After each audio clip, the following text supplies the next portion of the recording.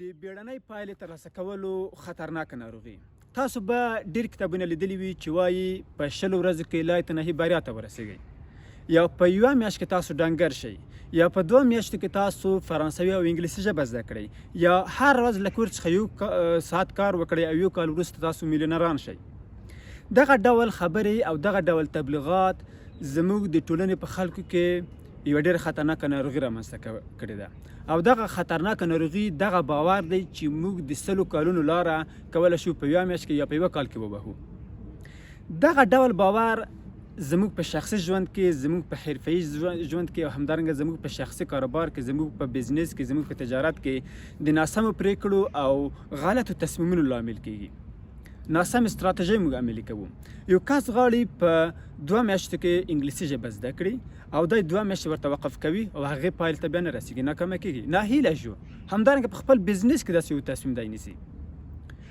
نو هغه لارې چې هغه ژر تاسو یوې پایلې ته رسوي او بعض کسان تاسو ته هغه وړاندیزوي، هغه لارې، هغه استراتیژۍ نتیجه نه ورکوي. تاسو دغه ځنګل ته وګورئ، دغه ونو ته وګورئ چې په کابل پوهنتون کې دي. لسګونه کلونه په دغه ونو باندې تیر شوي دي او نن ورځ محصلین د دغه ونو لاندې کینی، درس وایي، مطالعه کوي او سیوري ته یې ناست وي. نو د دې لپاره چې تاسو په خپل حرفه‌ایي ژوند کې، په خپل شخصي ژوند کې، په خپل کاروبار کې پرمختګ ته ورسیږئ، تاسو ډېرې پوهې، تجربې او وخت ته تاسو اړتیا لرئ. داسې عاجل استراتیژۍ، داسې بیړنۍ پرېکړې چې تاسو ژر یو پایلې ته ورسوي، هغه په حقیقي نړۍ کې شتون نه لري چې تاسو په هغه لارې طی کړئ. هغه کسان چې دغه ډول محتوا تولیدوي عموما هغه د سکې یو طرف ته درښیي، هغه بل طرف یې پټ ساتلی وي.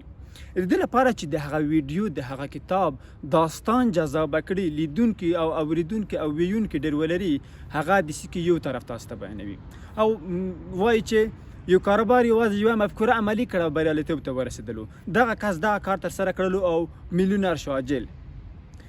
که چیرې یو کس یو کاروبار شروع کړی وي، یو کار یې ترسره کړی وي او عاجلې پرېکړې لاسته راوړنې ته رسېدلی وي، هغه ممکن په لسګونو کلونو تجربه او پوهه د هغه تجربې څخه مخکې ترلاسه کړي وي. یعنې هغه کس چې دغه پرېکړې وکړله او دغه لاسته راوړنه یې ترسره کړه، هغه ممکن په لسګونو کلونو تجربه لرله مخکې. موږ تاسو خو د صفر څخه شروع کوو، موږ تاسو خو د هغه په موقف کې نه یو. نو دغه ډول خطرناکې ناروغۍ ته تاسو باید پام وکړئ او په خپلو پرېکړو، په خپلو ستراتیژیو او په خپلو تصمیمونو کې عاجل لاسته راوړنې له پامه وغورځوئ.